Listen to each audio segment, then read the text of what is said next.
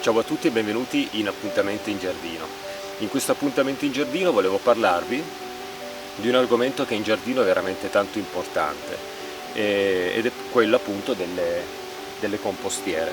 Volevo parlarvi delle mie compostiere non per consigliare come utilizzare al meglio una compostiera, non perché io sia una persona altamente esperta in questo settore, ma più che altro per raccontarvi un po' l'esperienza che ho io con le mie compostiere, perché anch'io ho fatto un po' di errori, poi ho cercato di rimediare, ma in più c'è una sorpresa perché ho una compostiera inventata sul momento 2 anni fa, che a quanto pare è la compostiera che funziona più di tutti.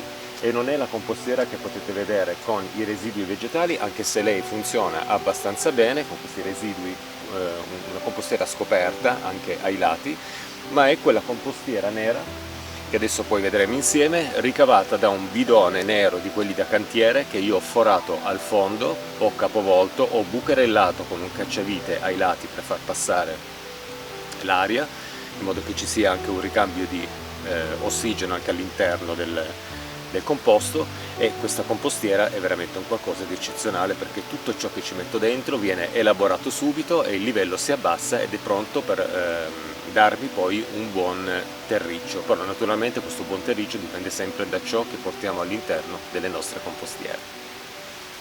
Ecco quindi le mie compostiere. Quella ha praticamente 3 anni, i coperchi solitamente in queste compostiere si rompono abbastanza facilmente, infatti in questa è rotto e anche in questa non riesco più a inserirlo per bene e a chiuderlo perché si rompono, sono materiali plastici, quindi a forza di usarli poi alla fine si rompono. Comunque le mie compostiere sono queste: 1, 2, 3, 4, 5. In più ho un piccolo cumulo di composto vicino al fico e un grande cumulo di composto dopo le piante dei fichi, in cui vado a mettere tutti i materiali più difficilmente degradabili, come ad esempio dei rami un pochettino più spessi, del materiale che veramente ci metterebbe tantissimo a decomporsi per creare poi un terriccio. Siccome quel lavoro lo sto facendo anche per alzare un pochettino il livello della terra, buttando sempre degli sfalci di erba, buttando dei rami, qualcosa in modo da alzare un po' il livello della terra, più che come cumulo di composto lo uso proprio per questo scopo, per alzare un pochettino questo prato che va in discesa. Nel corso degli anni praticamente cercherò di riportarlo abbastanza in piano. Quella ha circa 3 anni, questa è stata acquistata all'inizio dell'anno scorso, questa è stata costruita con una struttura metallica che mi ha dato il mio vicino, era praticamente continua, è stata segata e legata insieme per creare questa compostiera aperta su tutti i lati, in cui anche qui porto tutto il materiale di scarti di potatura, materiale vegetante, umido e poi secco, in modo da alternare. A volte metto anche gli scarti da cucina, ma più che altro gli scarti da cucina vengono inseriti in quella compostiera e in questa. Questa invece è la compostiera che mi ha dato il comune. Io qua dentro ho deciso di inserire tutto ciò che durante la lavorazione per ottenere il composto vedo che è ancora un po' da degradare, un po' da deteriorarsi, diciamo, un materiale che deve ancora deteriorarsi. Allora quello che non è ancora completamente pronto lo inserisco qua dentro, in modo da far sì che poi questo terriccio diventi veramente un qualcosa di molto morbido, molto spugnoso e un terriccio adatto, perché solitamente all'interno delle nostre compostiere, quando noi sbagliamo a inserire delle cose, alcuni materiali ci mettono veramente tanto a decomporsi, quindi bisognerà aspettare. I tempi di decomposizione all'interno delle compostiere vanno dai 6 mesi ai 12 mesi, all'anno intero, per poter ottenere poi del terriccio. Quindi se andiamo ad abitare in una casa col giardino, portiamo subito le nostre compostiere e cominciamo subito ad utilizzarle, in modo che nell'arco di un anno già cominceremo a prelevare del compost che può essere utile alle piante del nostro giardino e anche al nostro orto. Quando acquistiamo una compostiera, ad esempio, come ho fatto io con quella e con questa, dobbiamo liberare il terreno dove appoggiamo la nostra compostiera dalle erbe, quindi con una zappetta andremo a scavare leggermente e togliamo tutta l'erba, più o meno dello spazio che occuperà la nostra compostiera. Liberiamo il terreno che sarà nudo, appoggiamo la nostra compostiera e all'interno inseriremo dei rametti, anche abbastanza fini, per fare un piccolo spessore, in modo da creare una specie di cuscino pieno di aria tra il terreno e il materiale che poi andremo ad inserire. Questo è molto importante, perché una delle cose più importanti all'interno della compostiera è proprio il passaggio di ossigeno all'interno. Il tutto deve essere molto ossigenato, altrimenti si compatta, non c'è circolazione di ossigeno e poi arrivano cattivi odori e ritardo nel compostaggio appunto del materiale che noi abbiamo portato. Quindi dei rametti, ma possiamo anche inserire qualche cartone, ad esempio della carta, ma più che altro il cartone è più adatto, sicuramente non colorato. Inseriamo dei pezzi di cartone e da quel momento in poi andremo ad inserire poi il nostro materiale. Come va inserito il materiale all'interno della compostiera? Non dovremo mai inserire sempre scarti di cucina in continuazione, ma bisogna fare bisogna alternare un pochettino i materiali. Quindi andremo a portare i nostri scarti di cucina 3-4 volte, poi dopo andremo ad inserire del materiale più secco, tipo dei rametti, o ad esempio io tra i materiali più secchi che adoro portare nelle compostiere ci sono ad esempio le fioriture che stanno seccando e che sono anche completamente secche, delle ortensie, perché fanno una sorta di cuscino in cui all'interno passa tantissima aria, perché sono molto vaporosi, e quindi inserisco anche questi. Si fa uno strato con questo materiale, legnetti, materiale vegetale secco, non troppo spesso, ramettini, in modo da creare di nuovo uno strato sopra lo scarto della cucina che abbiamo portato nella compostiera, e poi dopo si andrà ad inserire di nuovo qualcosa tipo scarti da cucina, scarti di potatura, magari delle foglie delle piante, eccetera. Quindi alternare sempre uno strato secco, uno strato umido, uno strato secco, uno strato umido, e si va avanti così. Se tutto è fatto nella maniera giusta, i microorganismi, lombrichi e altri animali faranno tutto, batteri faranno tutto questo lavoro, e pian piano il livello scenderà sempre. Quando noi vediamo scendere il livello della nostra compostiera anche abbastanza velocemente, diciamo, vuol dire che tutto sta funzionando. Se invece vediamo che il livello della nostra compostiera rimane sempre uguale, non si deteriora, allora può essere che abbiamo inserito del materiale magari troppo spesso, quindi fatica a deteriorarsi. Vuol dire che magari non c'è circolazione di ossigeno adatta all'interno della compostiera, quindi bisogna arieggiare un po'. Potrebbe voler dire che probabilmente il tutto all'interno si è seccato troppo, quindi ha bisogno di umidità, oppure che è troppo bagnato, quindi ha bisogno di asciugare. Questo noi possiamo scoprirlo alzando semplicemente il coperchio della nostra compostiera. Se vediamo che all'interno è umido, ci bagniamo le mani, ci sono delle gocce d'acqua, vuol dire che il compost è abbastanza bagnato, quindi probabilmente bisognerà tenerlo chiuso in modo da dargli la possibilità di asciugare un po', perché è troppo bagnato. Se alzandolo vediamo che il coperchio al di sotto è completamente secco e anche quello che noi vediamo all'interno della compostiera è abbastanza secco, allora vuol dire che bisogna portare un pochettino di acqua, ma non litri e litri di acqua. Basta inumidire semplicemente, non lo so, magari un mezzo annaffiatoio, la parte sopra, magari da 5 litri diciamo, inumidire un pochettino la parte sopra del compost. L'acqua scenderà giù pian piano e creerà quell'umidità adatta perché si formino tutta una serie di processi di trasformazione che sono appunto adatti per ottenere il compost. Adesso andiamo ad analizzare, perché volevo cominciare a prendere poi un po' di compost e inserirlo da queste compostiere, setacciarlo. Non lo farò vedere qua nel video, mi metterò poi al lavoro in mattinata per fare questo, in modo da selezionare un po' il terriccio che io tiro fuori e tutto il materiale che è rimasto ancora un pochettino grossolano, perché noi lo tiriamo fuori dalla base delle compostiere, perché vedete che sono provviste di una porticina. Noi porteremo fuori questo materiale, lo setacciamo. Io utilizzo questa rete che stendo qui, legata con una pietra, rimane un po' sopraelevata, e io, alzata dal terreno, io con una pala butto del compost e poi setaccio quello che mi serve, e quello che invece è ancora un po' grossolano lo inserisco poi di nuovo al di sopra della compostiera, in modo da fare sempre questo ciclo di passaggio dall'alto in basso di tutto ciò che vengo ad inserire. E lo inserirò all'interno di questa compostiera, in cui voglio proprio mettere questi scarti non ancora completamente decomposti. Così la compostiera lavorerà un po' più velocemente, e diciamo che il risultato finale di estrazione del compost magari spero poi un giorno di riuscire a farlo solo da questa compostiera, per quello che riguarda proprio un terriccio sofficissimo. Che tipo di materiale possiamo inserire all'interno della compostiera? Io non inserisco mai gli scarti di potatura delle rose, cerco di non inserire mai ad esempio le foglie delle piante dell'orto che sono state attaccate dall'oidio. Tutto ciò che è malato, che può rappresentare un problema, non porto quasi mai nel compost le piante di pomodoro quando poi devo toglierle dall'orto.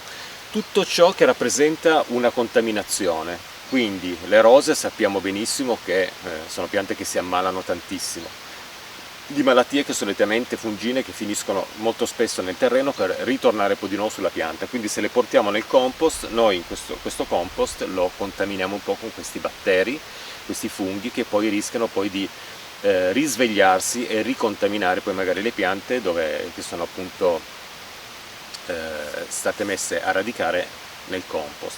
Quindi evitiamo di portare scarti di potatura delle rose, queste io le porto in un posto un po' lontano.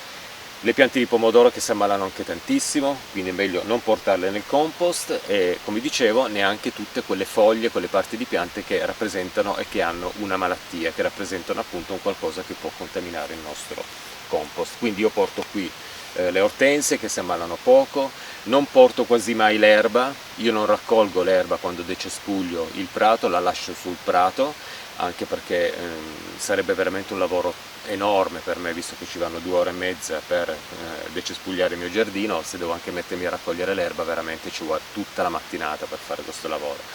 E poi anche perché non è molto consigliato portare l'erba all'interno del compost, perché tende a compattarsi molto creando cattivi odori e quindi il tutto diventa molto asfittico. Quindi gli sfalci dell'erba, queste cose qui, portiamole magari in un posto a parte, facciamo magari un cumulo a parte, oppure nelle discariche ci sono proprio dei contenitori adatti in cui possiamo portare gli sfalci dell'erba, e quindi dobbiamo allontanarli un po' dal nostro giardino, oppure se volete, come faccio io, tanto non ci tengo ad avere un prato all'inglese, lascio l'erba tagliata con decespugliatore sul prato, si disgrega il tutto e poi entra nel terreno e fornisce del nutrimento e impedisce un pochettino all'erba di svilupparsi subito, altrimenti dovrei fare dei tagli continui qui nel mio giardino.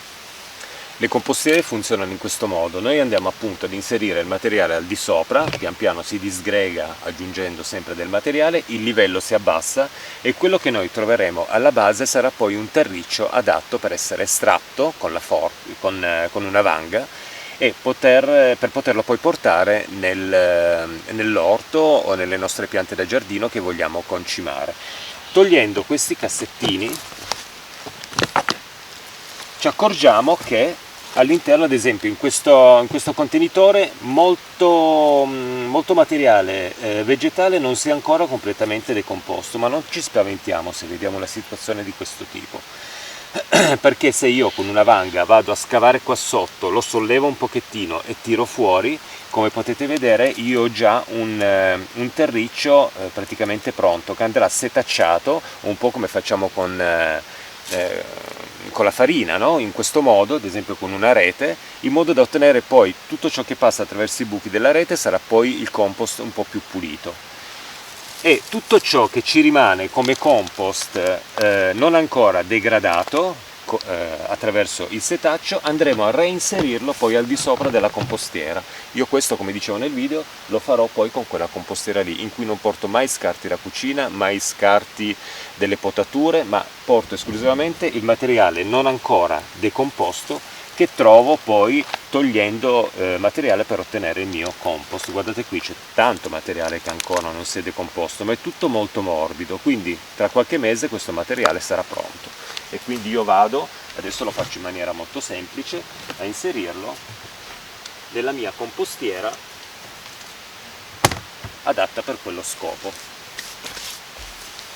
Una volta estratto il materiale, noi andremo a dare una piccola, come dire, fare un po' di movimento per far scendere un po' a livello della terra ciò che è rimasto magari sospeso. Se il materiale è molto secco a volte rimane sospeso, lo facciamo scendere un pochettino e poi chiudiamo di nuovo le nostre compostiere, in modo da far sì che all'interno della compostiera si crei anche quella temperatura adatta perché tutto il processo si possa attivare. A volte la compostiera, soprattutto nelle giornate estive, può arrivare a temperature veramente eccessive all'interno, quindi ogni tanto veniamo a guardarle, le osserviamo dall'alto e vediamo se il tutto si è asciugato troppo, perché altrimenti i microrganismi, i batteri e lombrichi non riescono a lavorare bene e quindi bisogna seguirle abbastanza. Però posso anche dire che il lavoro della compostiera è un qualcosa anche di divertente e soprattutto anche perché ci togliamo un po' di scarto anche dalla nostra casa, tutti gli scarti di cucina che solitamente buttiamo magari nell'immondizia, nell'umido, dobbiamo poi portarli nei bidoni che prendono l'umido. Se abbiamo il giardino e una compostiera portiamo tutto qui e questo può servire per ottenere un terreno adatto alle nostre coltivazioni. Qual è il costo di una compostiera se la vogliamo acquistare? Solitamente il costo può andare dalle 30-40 euro, arrivando anche fino a 150, anche a 200 euro per una compostiera con tantissima capienza all'interno. Ci sono delle compostiere, ho visto su internet, che costano sui 150 euro, ma alcune magari anche sui 30-40 euro. Diciamo che se la vogliamo acquistare dobbiamo prendere un qualcosa di abbastanza robusto, perché immaginiamo questo materiale plastico rimane in giardino poi tutto l'anno e quindi subisce il gelo, la pioggia, il sole ed altro. C'è anche da dire una cosa che io non ho fatto qua nel mio giardino, ma che voglio fare poi la prossima primavera, è quella di proteggere un pochettino le nostre compostiere, proprio perché prima parlavo del calore che si sviluppa all'interno.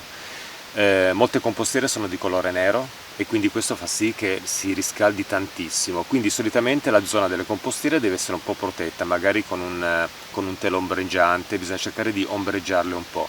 Io non l'ho ancora fatto, ma il prossimo anno voglio proprio mettere un telo ombreggiante in modo da far sì che il sole non le riscaldi troppo, altrimenti bisogna bagnare spesso dentro perché si asciuga abbastanza velocemente e interrompe il processo. Poi per riprendere ci mette un po' e quindi se, come dicevo, per ottenere il compost possono volerci 6 mesi o 12 mesi, a quel punto allunghiamo ancora ulteriormente poi il tempo necessario per ottenere il nostro compost.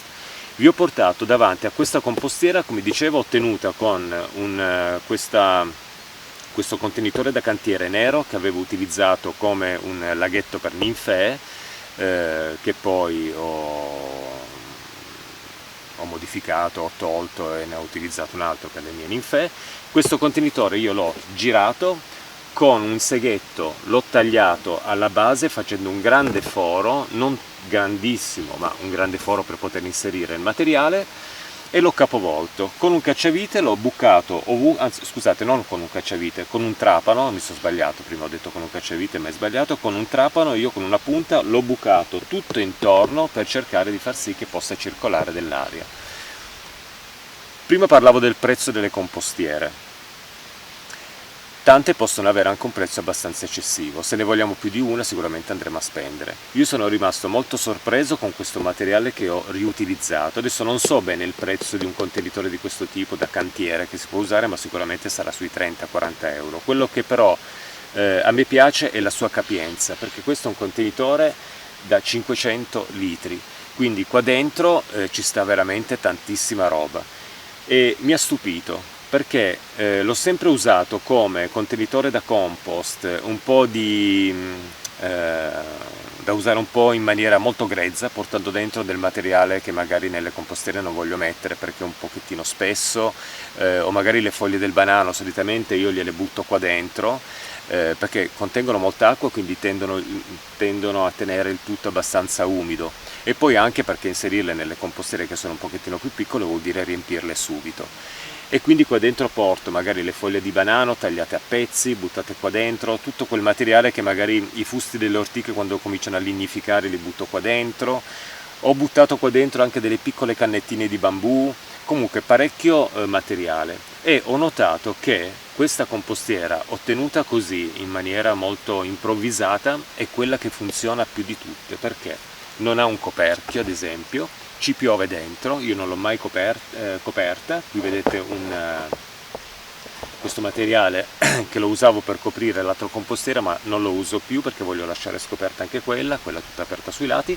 Io questa non l'ho mai coperta e qua dentro ho sempre inserito parecchio materiale e ho notato che probabilmente prendendo tutte le volte che c'è una pioggia un po' di acqua, scaldandosi tantissimo perché è nero, ed essendo di grande capienza probabilmente tende a trattenere molto di più l'umidità all'interno, anche perché i fori per l'ossigenazione del compost non sono dei grossi fori come possiamo notare magari nelle compostiere che acquistiamo, che ci sono tutta una serie di fori in sequenza e quindi fanno passare tantissimo ossigeno.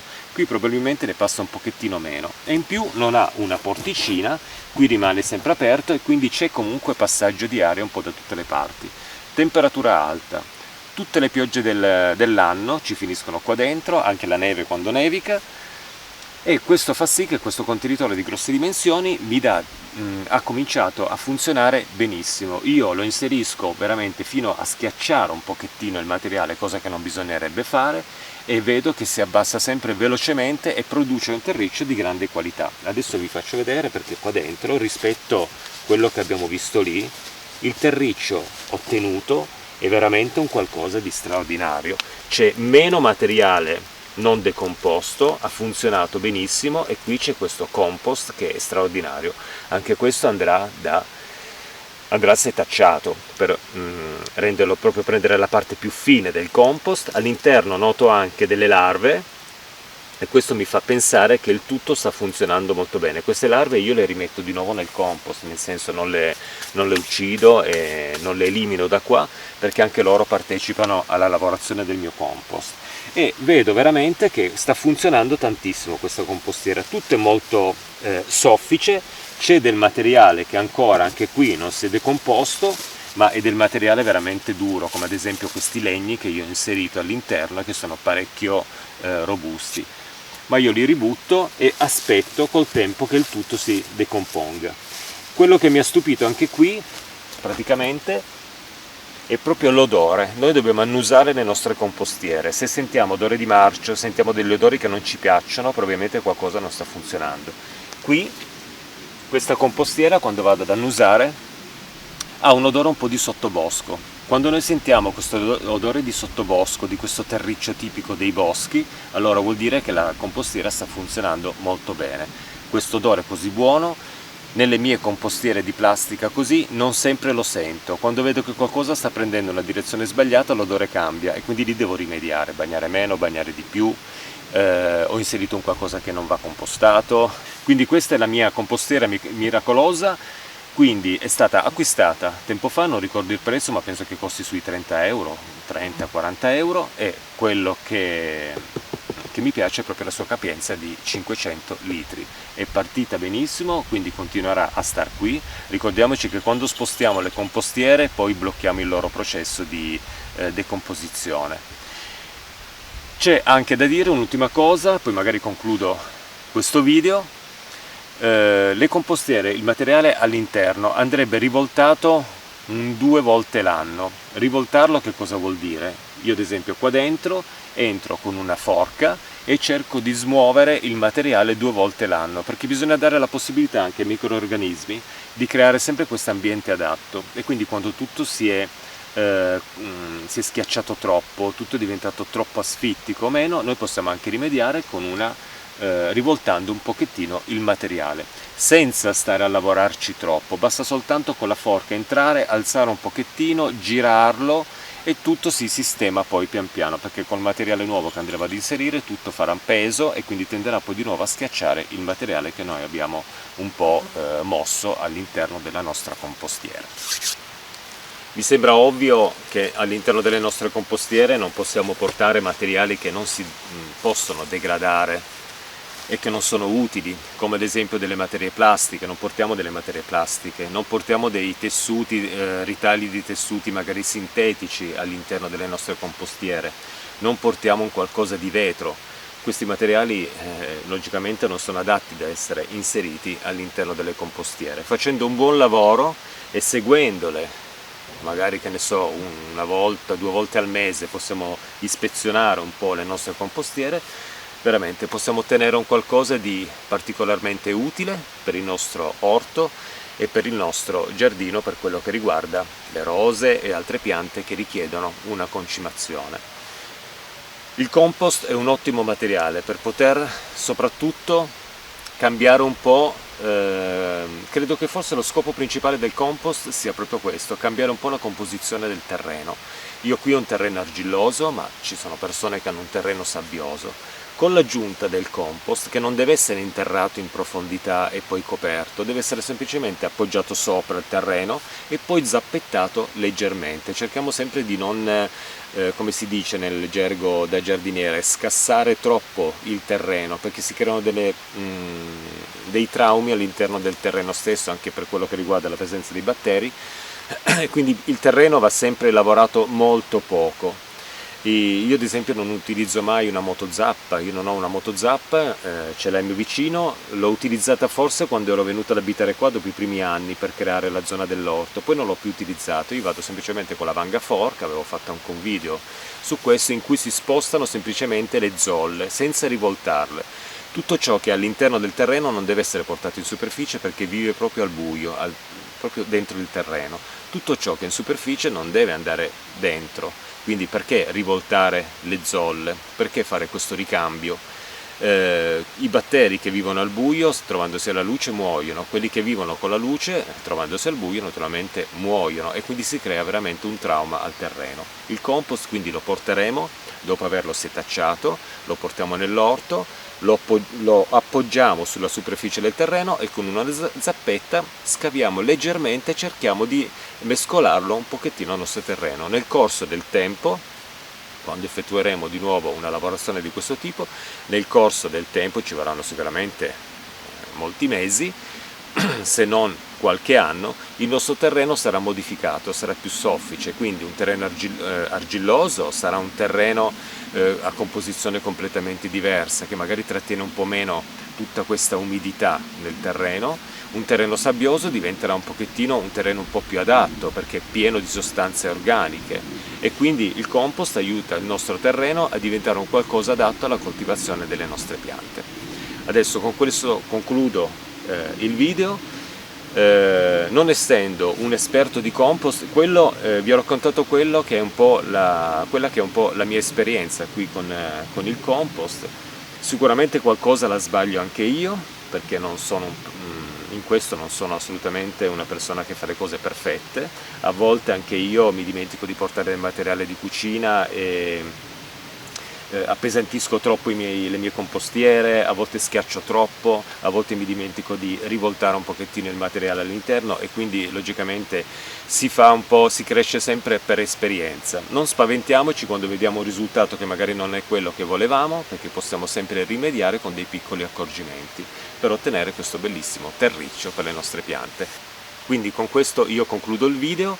Per non farlo tanto lungo, il lavoro di setaccio del compost magari lo vediamo poi in un prossimo video di appuntamento in giardino, anche perché penso che tra un po' comincerà a cadere qualche goccia di pioggia e quindi meglio mettere a riparo la mia macchinetta fotografica che funge da telecamera. Ciao a tutti, grazie e ci vediamo ad un prossimo appuntamento in giardino. Ciao ciao!